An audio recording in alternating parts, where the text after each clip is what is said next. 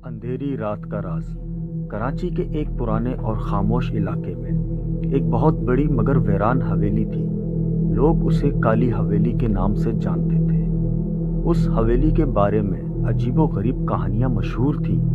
कहा जाता था कि वहां हर रात अजीब आवाज़ें आती हैं, दरवाजे खुद ब खुद खुलते और बंद होते हैं और कभी कभी खिड़कियों में किसी साये को हरकत करते देखा जाता है। मोहल्ले के लोग सूरज गुरूब होते ही उस गली से गुजरना भी पसंद नहीं करते थे। उसी इलाके में 3 दोस्त रहते थे, अली, हमजा और असद। तीनों कॉलेज के तालिब इल्म थे।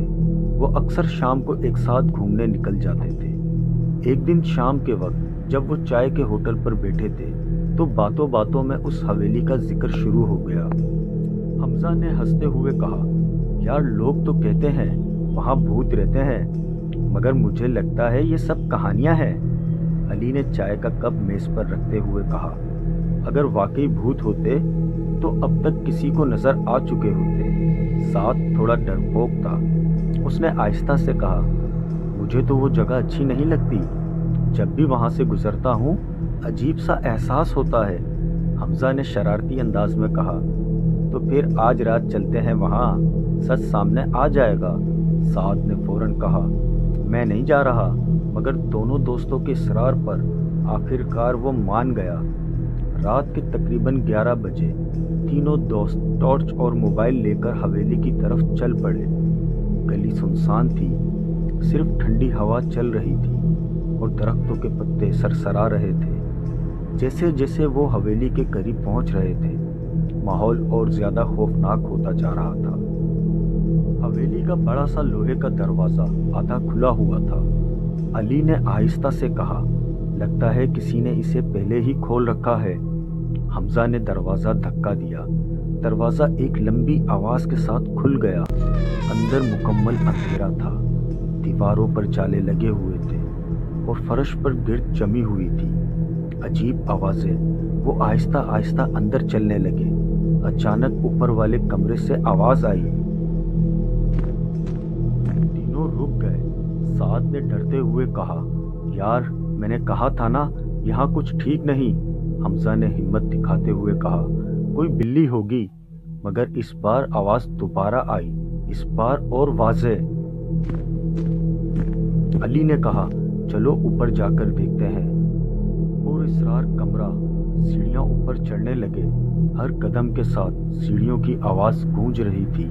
जैसे ही वो ऊपर पहुंचे एक दरवाजा खुद ब खुद बंद हो गया।